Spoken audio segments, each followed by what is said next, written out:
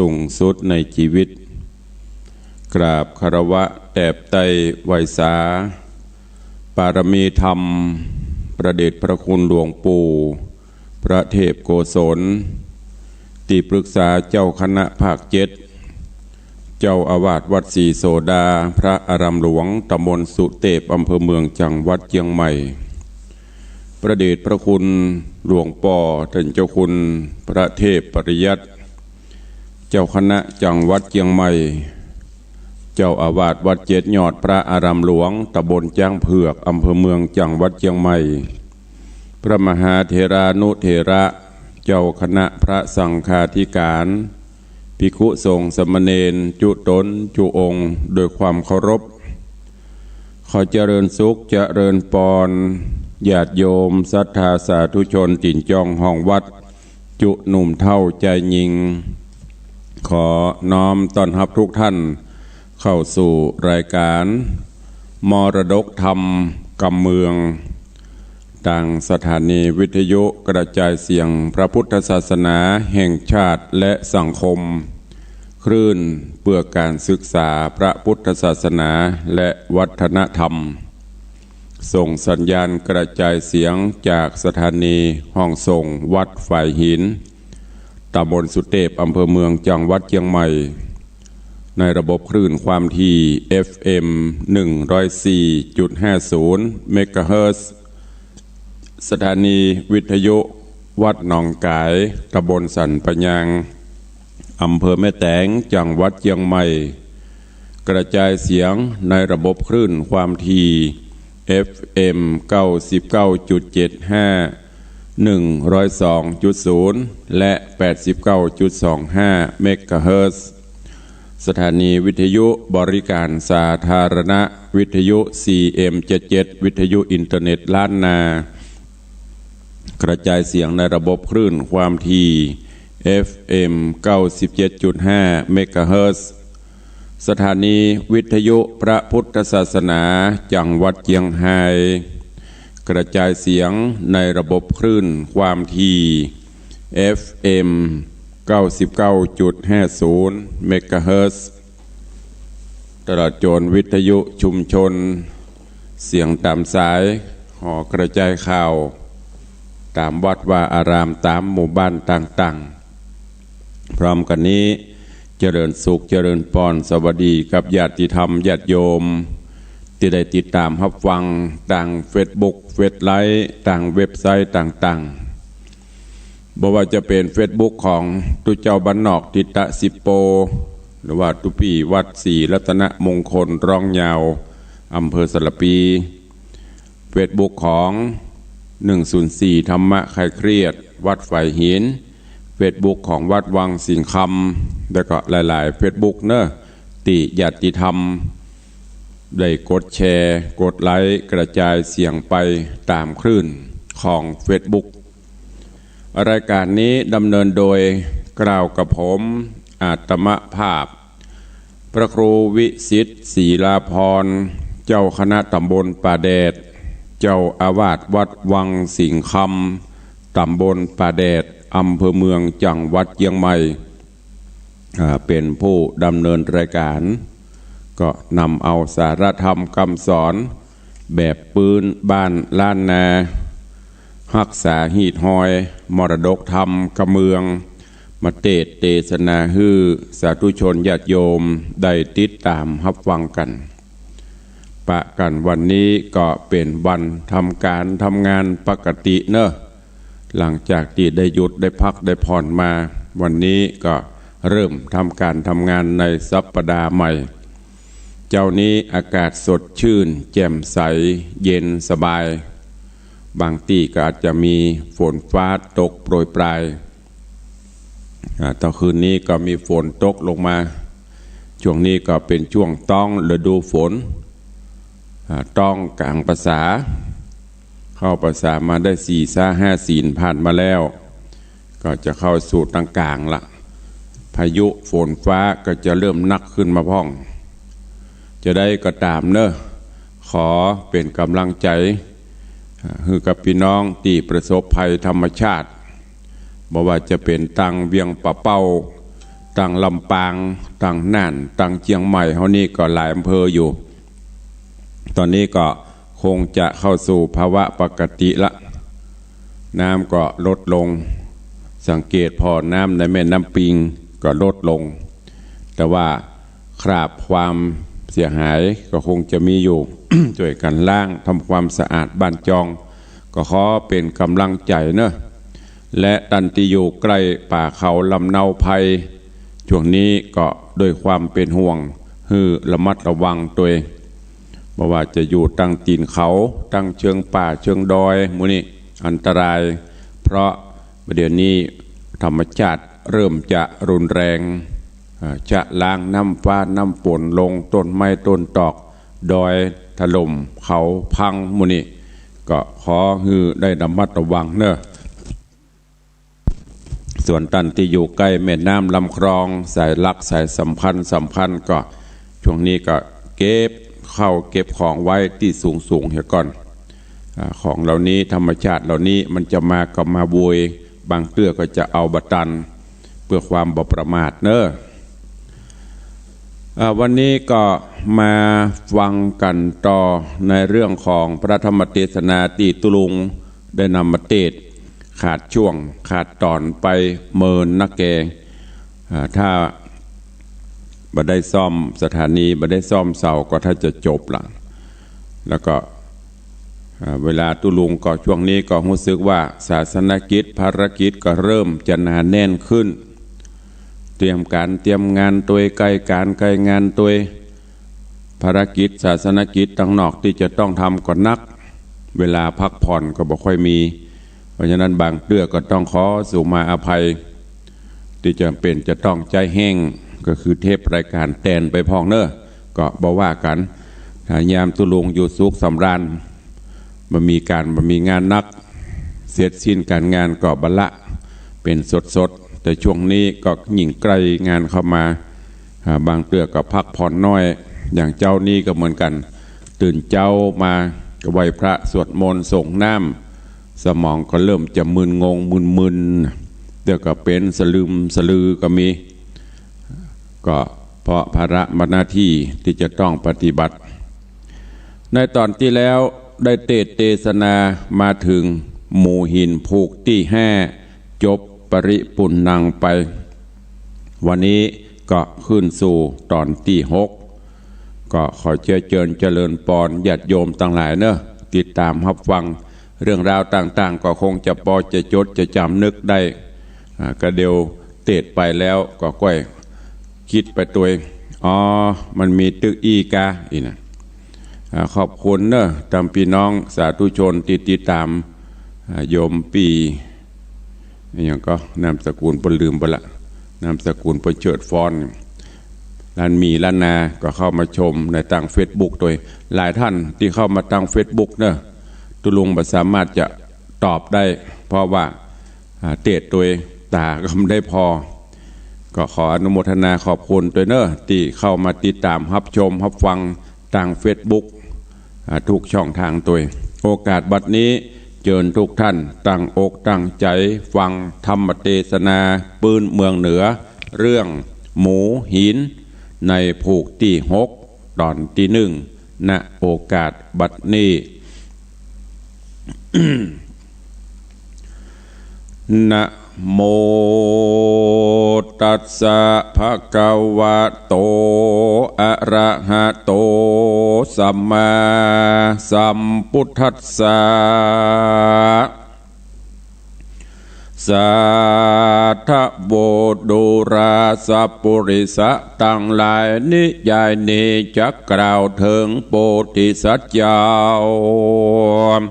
ตนชื่อปรมจารีอยู่กับละสีนอไทยในป่าไม้หิมปานกันเจ้ากุมารขึ้นใหญ่อายุได้8 ปี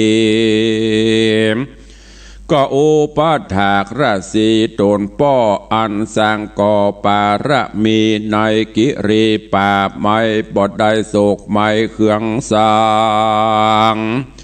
ยังมีในวันหนึ่งใส่เจ้าก็ได้หา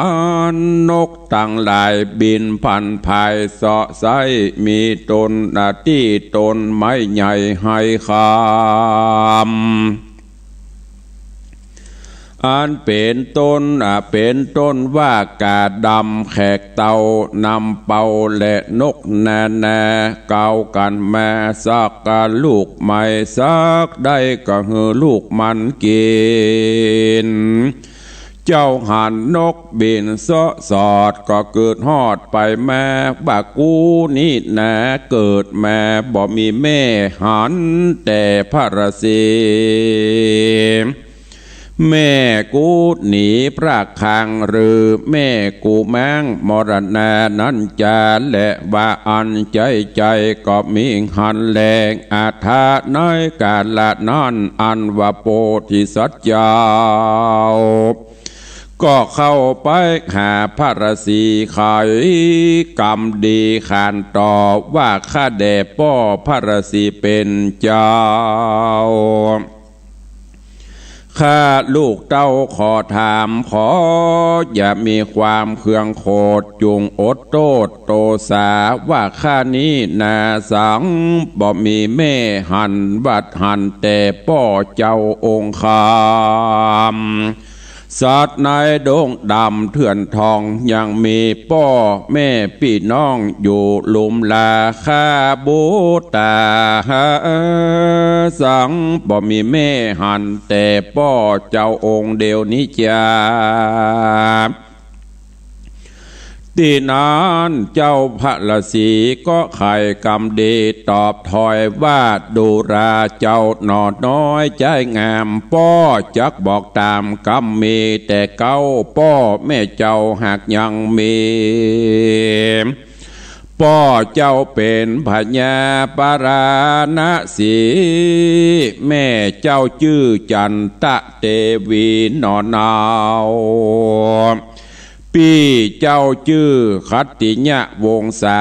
แม่นะเจ้าชื่อว่ากาไว้ใจบาปสนสอดต่อเต้าภาพปาลาว่าแม่เจ้าเล่นจูเสนาผู้ใหญ่เต้าไทยบ่พิจารณาลวดโกธาโคดกราบาสองนอดลาบ่ใจลูกโตนจริงเฮอพวกข้าคนเอาแม่เจ้ากับลูกเต่าใส่แปรไหลแปรลอยไกลจากห้องมาตีบต้องเปปางปันตกวังแปรแตกแม่ลูกก็มาแยกเสียกันขุนสะบันแหล่งลาเสด็จจากฟ้าอาบฟ้าลงมาเอาเจ้าคัตติญะวงศานนอดเนาไปปั่นเจ้ามัตตราชราชานางเมขลา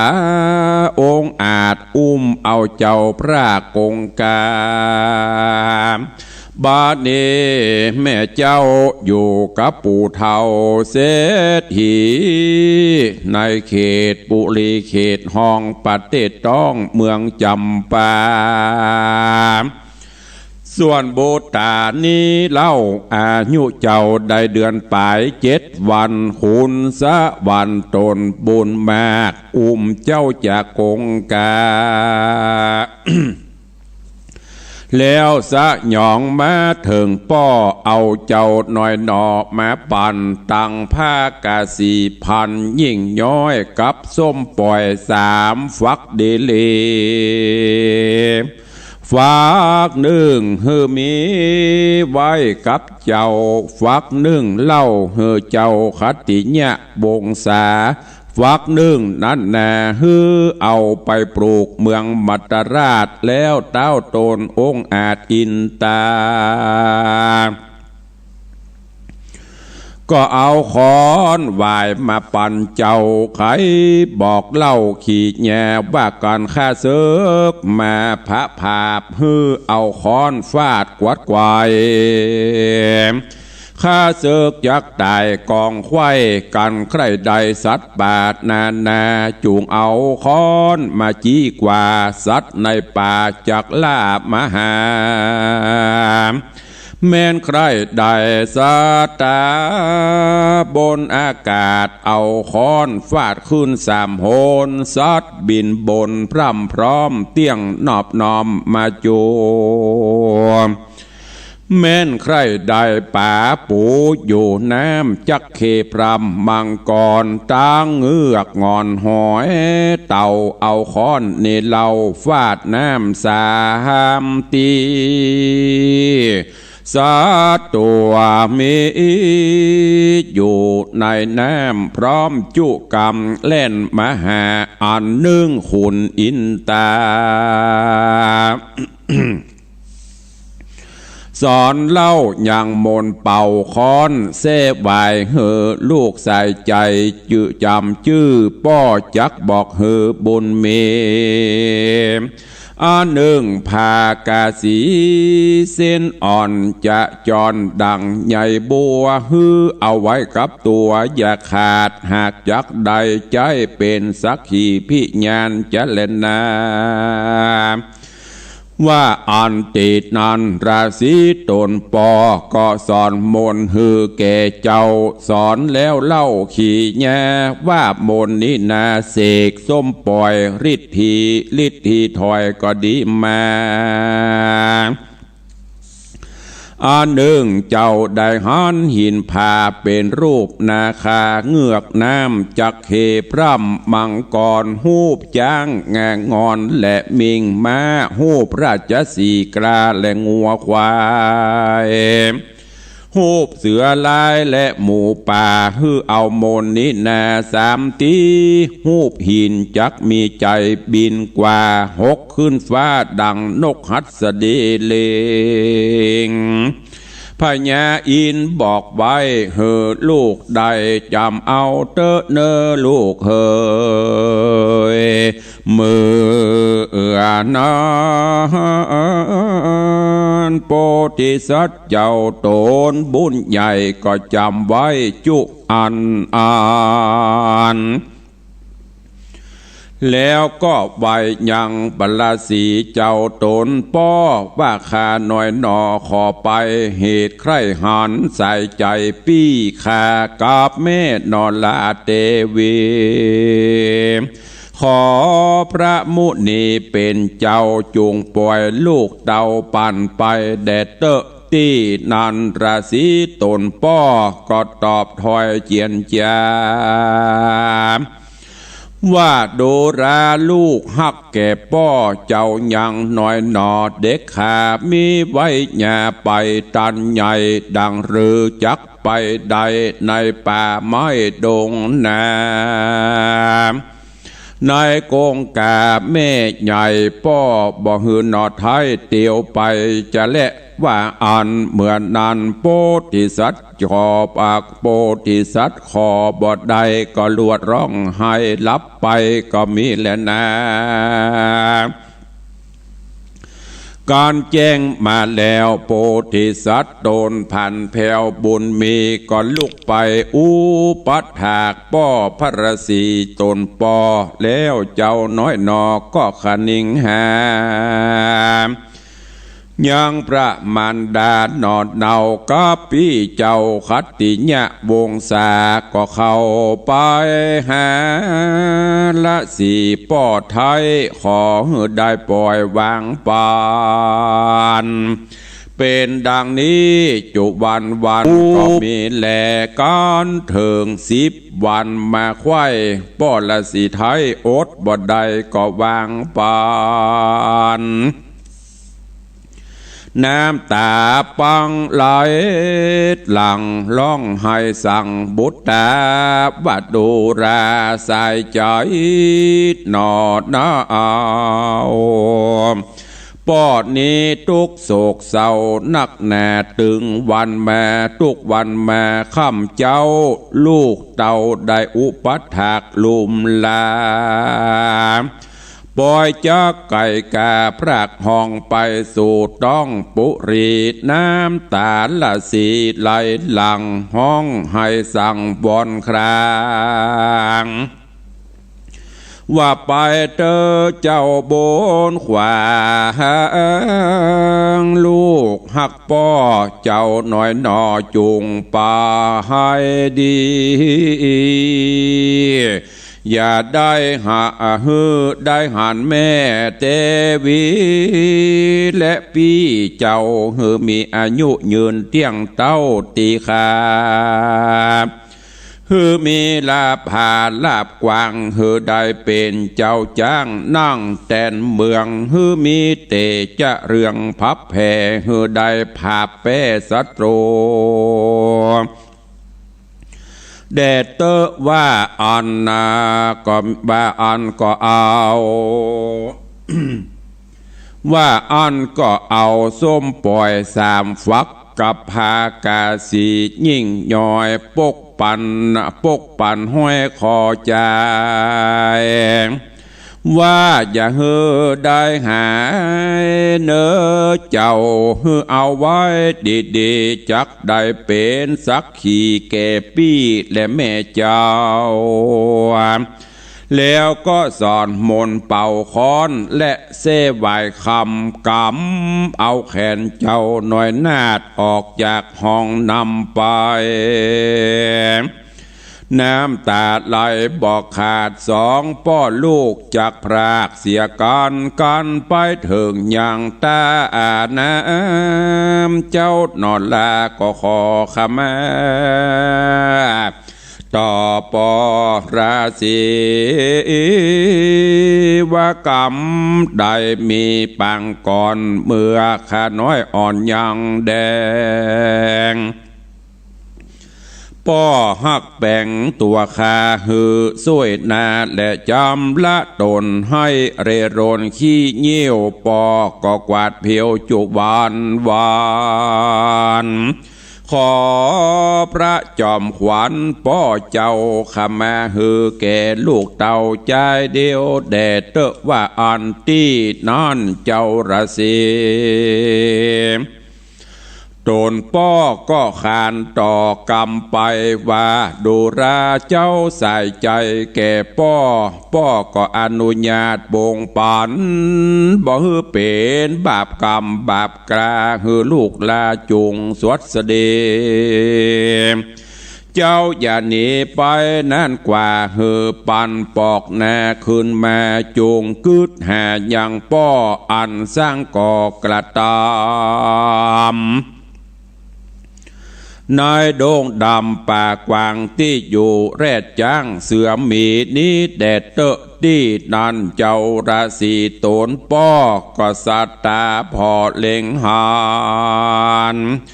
ยังหินก้อนหนึ่งใหญ่เป็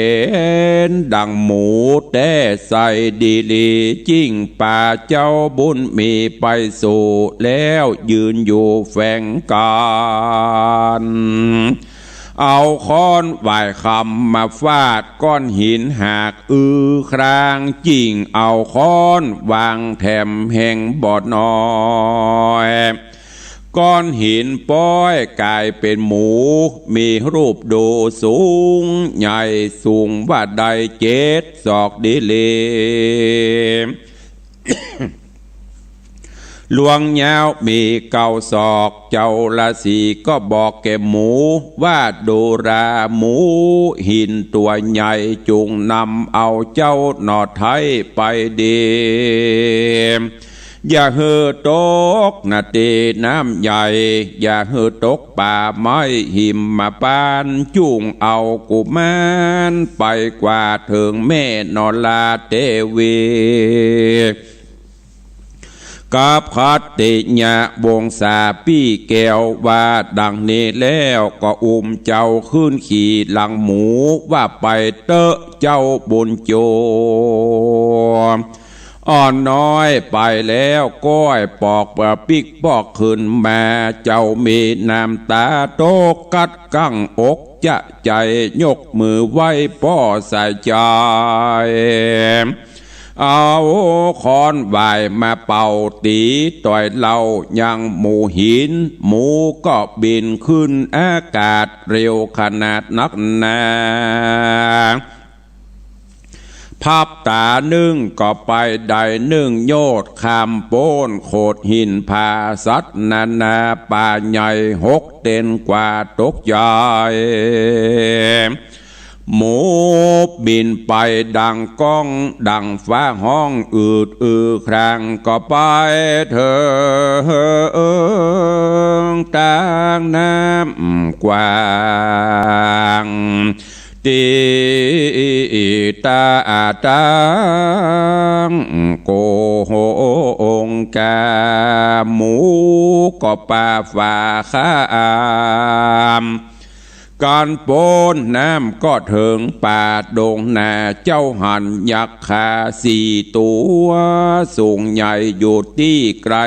น้ำบ่อคำแดงยักษ์ตาแข่งใจบาปเต็นพระภาพมหาหนอพุทธาที่ไว้ก็เอาไม้เสกแหว่งไปมาฝูงยักษ์ขาอยู่บ่ใด6 เข้าป่าไม้ดงนาเจ้าก็สัญญายังหมู่หินฮือบินลงไปพอที่น้ำบ่อคำแดงเลื่อมเป็นแสงมาเจ้าก็ลงอาบและกินเมื่อตัวคิงเนื้อตัวคิงแห่งเจ้าก็สูงใหญ่กว่าเก่างามดีเองแล้วก็ขี่หมูปีบินกว่าคำป้นป่าหิมมาปานก็ถึงสถานแห่งห้องประเทศต้องเขตจำปาเจ้าก็สัญญาฮือหมู่แก้วหมู่หูแล้วก็บินลง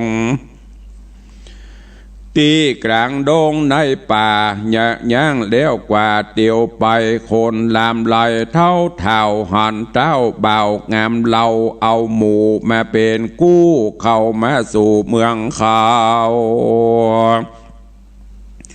ก็เอากันมายื้อพออย่างเจ้าหนอพุทธังกุลว่าเจ้าตนบุญมีบุว่าตนนี้มีบุญกว้างเป็นลูกเจ้าจ้างเมืองใดเจ้าจะไขกล่าวตานว่าหมู่เต้าจ้างงาจ้างว่างปุ่นกัวมีตัวดำสูงใหญ่อย่าเข้าใกล้เนื้อลาวว่าอันจุคนก็มีหันแหละเหมือนนั้นเจ้าก็ถามคนต่างหลายอันยืนใหญ่เป็นหมู่ว่าโดราปูและป้าบ้านนี้ชื่อว่าสันดายเขาจะใครต้านกล่าวว่าบ้านนี้เป็นบ้านนอกชื่อบ้านขอกเขตจำปานครและนา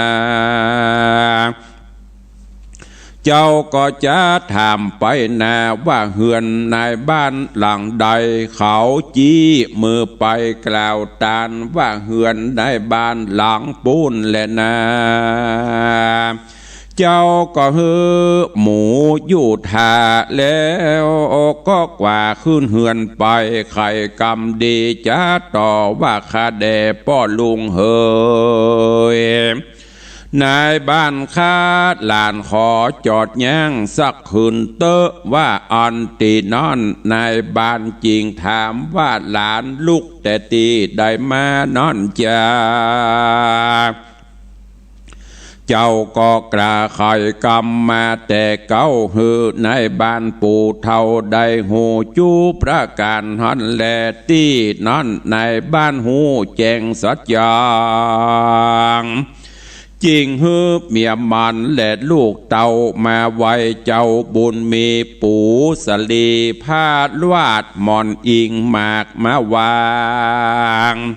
เฮ้อเจ้าบุญขวางนอไทยได้อยู่เย็นใจแล้วก็ใครบอกเราตั้งแต่เก้าเดิมมา ว่าข้านี้ ตั้งแต่ไทยเดิมมาตั้งแต่ไทยเดิมมาว่าข้านี้นาเกิดสุปิญะอำมาตย์ผู้หักษานางนาจันตะเทวีเมื่อพญาปลาณสีตนใหญ่เอาแม่เจ้าใส่แปรลายเสือเกิดในความเขือกเมืองยาวเยือกนักนาสองเศษหน้าผู้ใบเกิดสุทธะและสุนันตะอำมาตย์ใหญ่ปาลาเอาโยธาออกภาพสองขาก็หากถูกขาฟันสองขาก็หากถูกขาฟันตายผู้ขาทั้งหลายบอกใครหันหน้าแห่งพญาเจ้าฟ้าปาลาจริงเอากันหนีมาแปลงเมืองใหม่นับบัดได้8 ปีนี้และเจ้าเฮยว่าอันที่นานสู้ปิญะคนใหญ่ก็จริงใจคนไปบอกแก่สุจิตตาเฮือหูข่าวแล้วปกเป่าแก่เจ้าเมืองว่าพระบุญเรืองนอดลาอันเป็นลูกนางยอดฟ้าจันตะเทวีบ่มีผีมวยมอดเข้ามารอดเมืองเฮาแล้วแลว่าอันที่นั่นคนยิงใจเป็นหมู่สะสู่พร้อมกันมา เอาโพจัดนาและลูกใหม่มาถวายแก่เจ้านอไทยนำนาพ่องก็มาร้องให้จะใจร่ำกำพานว่าพระองค์คานตนป้อใจกึดหม้อฟังเบาฮือ3 ปิงเป่าแม่ลูกได้ถูกต้องโศกาบูนหลังมาภายโพดจริงได้โป้นจากโทษต่างตายก็มีหันเล็ดนานิติตังขีญาสังวันนาวิเศษจาห้องเหตุธรรมเทศนาหมูหินผูกทวนที่6ตอนที่1ก็บังโกมสมเรศเดช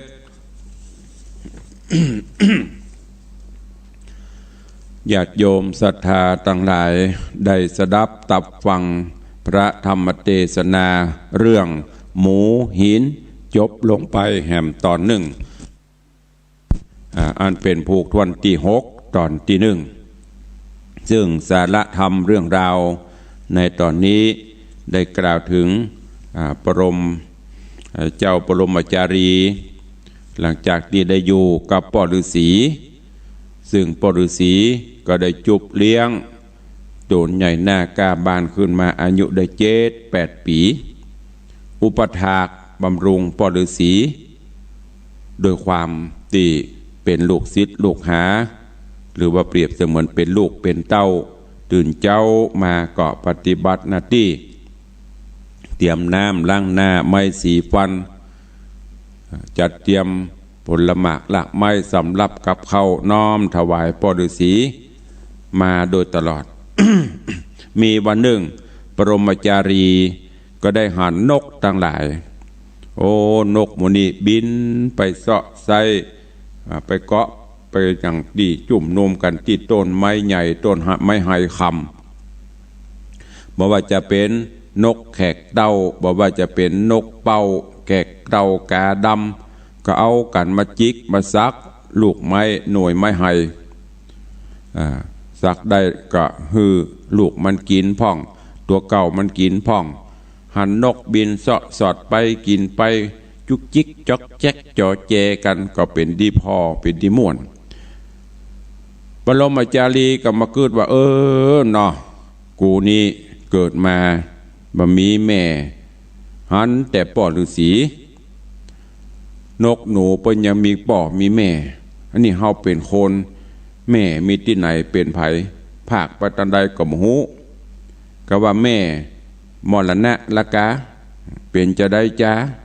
มหันกำเตื้อตั้งแต่เกิดมานี่มีการหันหน้าปอฤาษีกึดได้จะอั้นบรมจารีก็ไปหาปอฤาษีพอไปถึงก็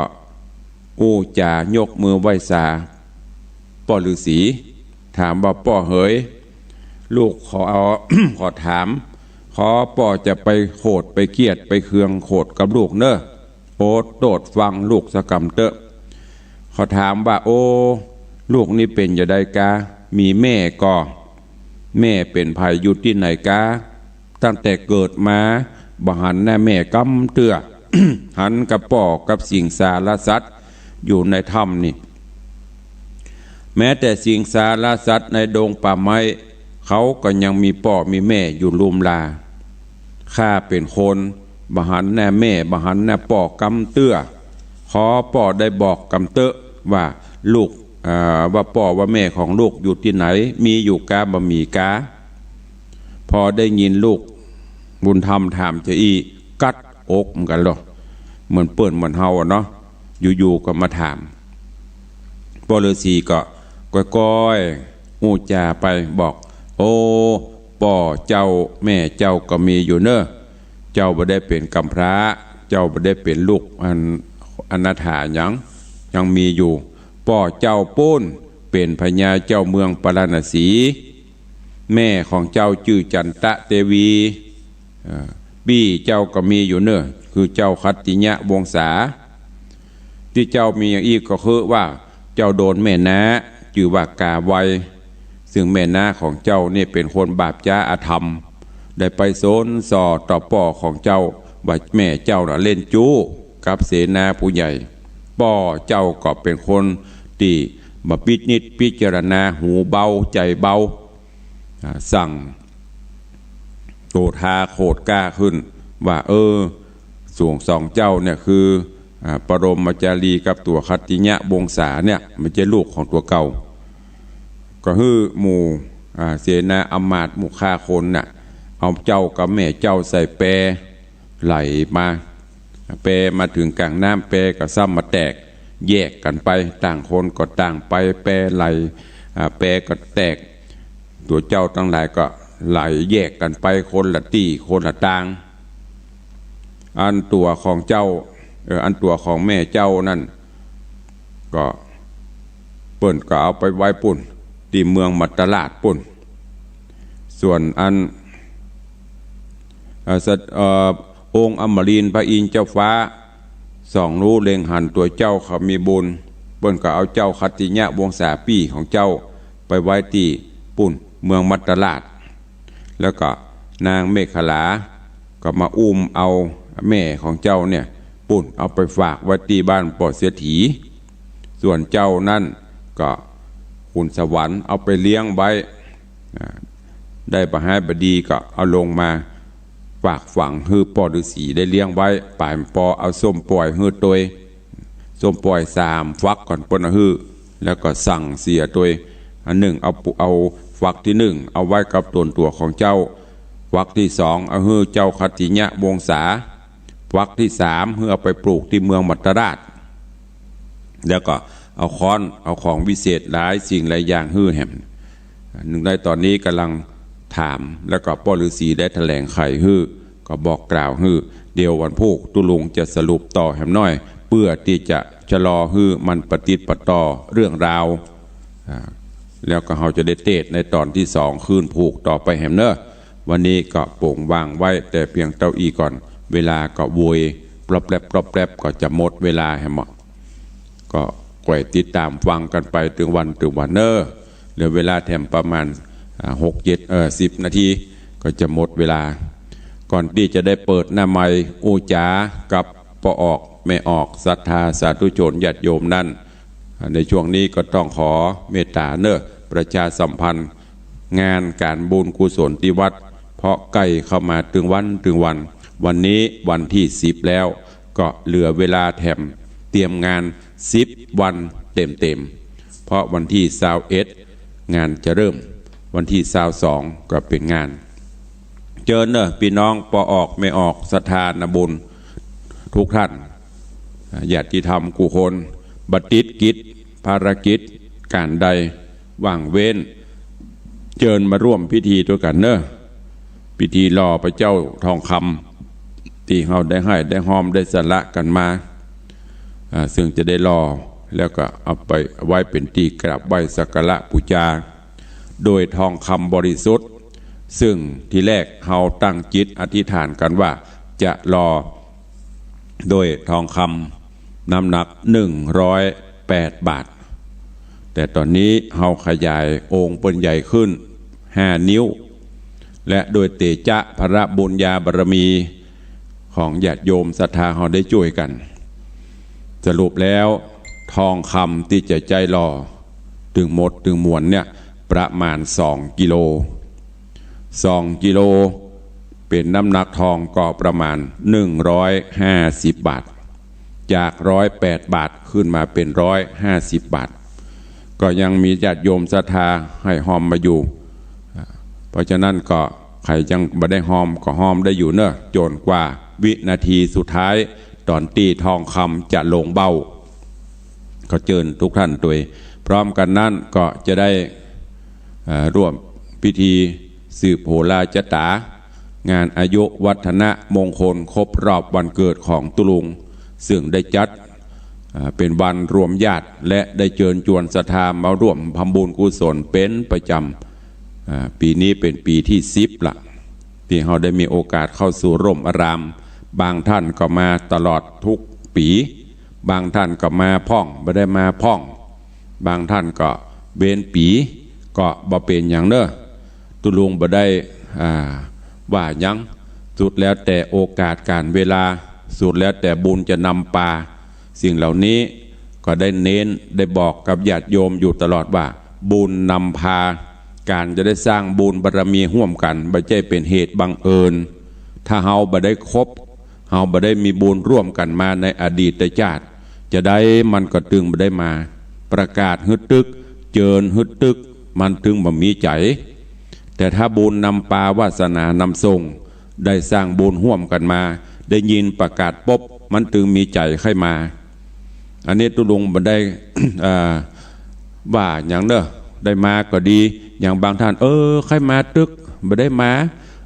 บางเตื้อใครไปตึกมีไผไปส่งนั่นก็แล้วแต่ว่ามันเป็นไปตามสภาวธรรมของกายของมันบุญไผ่บุญมันถ้าบุญมีอยู่ที่ไหนปลายดอยปลายฟ้ามันถึงมาได้ถ้าบุญบัดเติงจะใดมันก็ถึงมาบ่ได้ถึงแม้นลูกเต้าบ่ไปไหนมันก็ถึงมีใจมาสิ่งเหล่านี้ตัวลุงจะเชื่อโดยญาณอันพิเศษของว่ามันถึงมีฉะนั้นก็ไผ่ว่างก็มาไผ่บ่ว่างก็เป็นหยังไผ่ใครทำบุญห่วมก็ทำไผ่บ่ทำก็เป็นหยังบ่ได้ว่าอย่างกันเนอะอย่างบางเตื้อส่งบัตรเจิญไปตามที่อยู่บางท่านก็โทรศัพท์มาเขาตัดออกกำเนิดอีกก็มีมันมีกูปีบางพ่องก็มาแหมเหมาะปีแล้วกูก็ไปปีนี้มาแหมเหมาะอีกก็มีอันเนี้ยก็แล้วแต่บอกบุญไปไผได้มาก็มาไผบ่ได้มาก็แล้วไปเนอะไม่ต้องไปซีเรียสกับมันถ้ามีบุญพาวาสนานำส่งก็เชิญวันที่21 สิงหาเวลาบ่าย 3 โมงจะมีพิธีทักษิณาอุทิศกลปนาผลเฮญาติโกโหติกาสัมพันธะวงศาพี่น้องครูบาอาจารย์ผู้มีพระคุณต่อวัดวาอารามที่ได้ล้มหายตายจากไปแล้วก็หลังจากนั้น4 โมงครึ่งบ่าย 4 โมงครึ่งวันที่21จะมีพิธีสะเดาะนพเคราะห์ตังเก้าวันเสาร์ที่22 เดือนสิงหาคมตั้งแต่9 โมงญาติธรรมศรัทธานาบุญพอออกไม่ออกบ้านออกจองไปสู่ร่มอารามวัดวังสิงคำพร้อมกันเวลาประมาณ9 โมงครึ่งบ่เกิน10 โมงก็จะได้เริ่มประกอบพิธีทางพระพุทธศาสนาไหว้พระหับศีลพระเถระจะได้เจริญพระพุทธมนต์สืบโหราจตาสมโพธิทองคำที่เขาจะรอเพื่อเปลี่ยนมังคละมงคลจากนั้นจะได้ถวายเข้าจะได้ถวายภัตตาหารเพลแด่พระสงฆ์องค์เนนประมาณ50-60 รูปแล้วก็ถวายเครื่องไตรยทานเสร็จเรียบร้อยถวายภัตตาหารเพลแล้วก็เลี้ยง เข้าป่าอาหารญาติโยมศรัทธาแบบโฮงตาลเวลาบ่ายโมง9 นาทีหรือ13:09 นาทีก็จะได้ประกอบพิธีหล่อพระเจ้าทองคำเนอะลวดถวายตาลต้นเงินต้นทองต้นเพชรสมทบกองทุนนิธิวิสิตศิลาภรณ์ดังที่เขาได้ปฏิบัติมาทุกปีแล้วก็มุทิตาสักการะฮับของที่ระลึกจากนั้นก็จะได้แจกตาลถุงยังชีพยกฉลากจับฉลากแจกทานฮือกับญาติโยมประมาณ108 ชุดก็เป็นเสร็จพิธีอันนี้คือกำหนดการงานเนอะบอกกล่าวญาติโยมศรัทธานาบุญเขาตัวขออนุโมทนาสายทานสายบุญสายทานน้ำจิตน้ำใจญาติโยมเนอะก็ละหลังทางไหลกันมาเรื่อยๆถึงวันบางท่านบ่ได้มาวันงานก็มาก่อนนำปัจจัยก็ดีน้ำดื่มก็ดีหรือบางท่านจะเอาโฮงตาลมาร่วมวันงานก็อนุโมทนาบุญตัวขอบคุณเนอะกับแม่เลี้ยงกุลชาจันเที่ยงอันนี้เปิ้นจะเอากาแฟสดเทพเสด็จขอบคุณกับป้อทวินแม่จันแม่พองพันธ์สกโตหรือป้าหลวงก้อนของนี่จากเทพเสด็จอันนี้เปิ้นจะเอาโฮงตาลลาบกะมาตัวมากูปีเนี่ยเป็น10 ปีละขอบคุณเป็นอย่างสูงขอบคุณอนุโมทนาบุญกับแม่บรรเพญใจแก้วศรัทธาอุปถัมภ์วัดวังสิงห์คำพันนี้เหมือนกันร่วมกับครอบครัวก็ร่วมเป็นเจ้าภาพสังฆทาน1 ชุด 2,500 บาทขอบคุณผู้ช่วยสมศักดิ์แม่จันตาแก้วคำจานี่ก็ร่วมเป็นเจ้าภาพสังฆทาน1 ชุด 2,500 บาทเนอะแล้วก็มีโยมพ่อศรีแม่เพียรชัยพนัสของขวัญชิ้นแรกงานอายุวัฒนมงคลวันเกิดเปิ้นเอาไม้ลอยอย่างดีชุด1มี2 ตัวระยะไกลเอามาถวายเปิ้นวัดตุลุงมักไม้อีหนอ ก็เลยเอามาถวายเป็นของมุทิตาเป็นของขวัญชิ้นแรกของปีนี้ในงานอายุวัฒนมงคลวันเกิดขอบคุณตัวแล้วก็ที่ลืมมาได้เป็นเก้าเป็นกันใหญ่ก็คือพี่อ้ายธนวัฒน์ยมปีทัตพิชาสุสิงห์คำอันนี้ร่วมเป็นเจ้าภาพต้นเงินต้นทองต้นเพชรต้นเงิน1 ต้น1,000 บาทต้นทอง1 ต้นทองแหม5 ต้น50,000 บาทแล้วก็ต้นเพชรแหม1 ต้น100,000 บาทสังฆทานแหม2 ชุดรวมเป็นเงิน155,000 บาทอนุโมทนาบุญตัว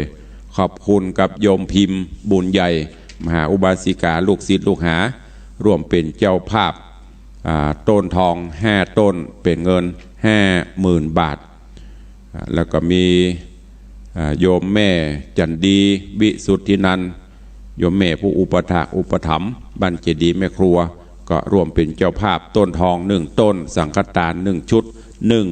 12,500 บาทโยมแม่ประณีพยัคฆ์ไคหพลโยมอุปถัมภ์เหมือนกัน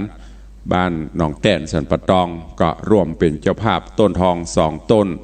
20,000 บาทและเป็นเจ้าภาพสังฆทานแถม1 ชุด 2,500 บาทขอขอบคุณเนอะ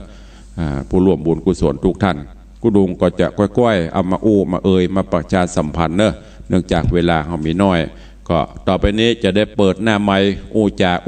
แหมประมาณ4-5 นาทีใครฟังอยู่ที่ไหนทางใดโทรศัพท์เข้ามาร่วมมามาจ่าเป็นกำลังใจได้เนอะ0810783650เอาฟังอยู่ที่ไหนทางใดจะไปป่วยตุลุงเจียวคนเดียวเนอะเข้ามาหย่ำเจ้าลุกกันหรือยัง6 โมงกับแหมกี่นาที56 นาทีละจะ7 โมงแล้วมีก็จะสายแรกวันนี้จะมาจากทางใดทางเหนือทางใต้ทางตะวันตกทางตะวันออกบอกกลิ้งเข้ามาเนอะใครจะได้มาก็ดีบ่ได้มาก็เป็นอย่างตุลุงบอกเนอะเจริญปอนสายแรกวันนี้มาจากบ้านป่าติ้ว เด็กหญิงศรีนวลรันจวนว่า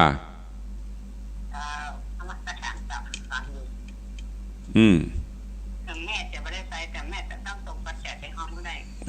ไม่เป็นครบคือสีมาลงวันอาทิตย์อ๋อเจ้าได้แม่จะขอหอมสักน้อยสักนิดกันได้มีตังหวมีตังกระจังขอบคุณอนุโมทนาเด้ออาจารย์แม่จะได้แต่ว่าแม่จะได้ฟังอันเท่ของท่านเนาะแต่มันหวานเนาะสาธุอนุโมทนาเด้อขอบคุณกับโยมแม่ศรีนวลรันจวนนี่เพิ่นบอกว่าถึงบ่ได้มาก็ต้องได้หอมมาก็สุดแล้วแต่บุญนำป่าเนอะตุลุงบ่ได้บังคับกฎเกณฑ์อย่างที่ได้บอกไปที่ปะนะเอาม่วนไปจะอันน่ะแล้วแต่ผู้มีบุญใครจะมีบุญร่วมกันเจริญปอนไม่ค่ะเจ้าฟังอยู่เนอะเจ้าแต่ตุอนุโมทนาเนอะ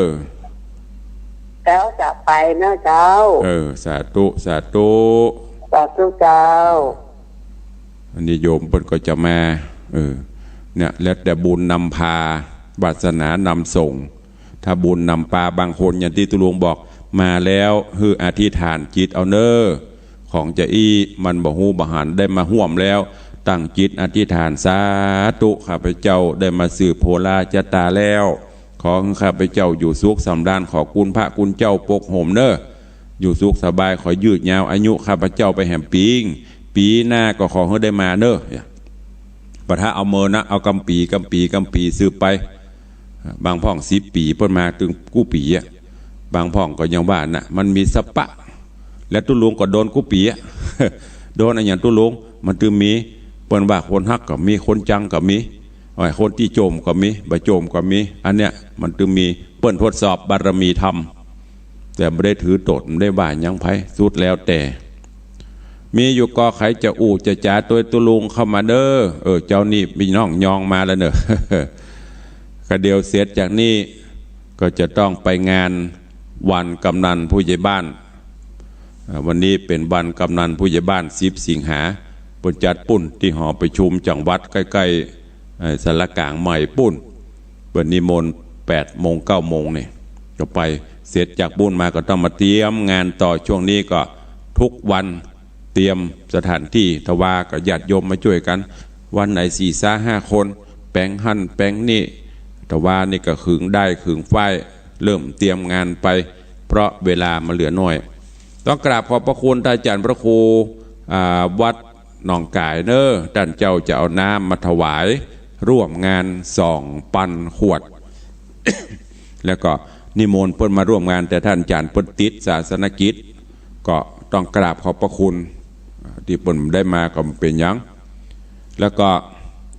ขอบคุณกับท่านเจ้าอาจารย์พระครูสมุวิศวัตวรกิจโจผอ104ก็จะได้นำเจ้าหน้าที่มาทำการถ่ายทอดสดถ่ายทอดเสียงถ่ายทอดภาพงานทำบุญหล่อพระและงานวันเกิดในวันที่22ตลอดงานก็ต้องกราบขอบพระคุณในเมตตาบารมีธรรมตัว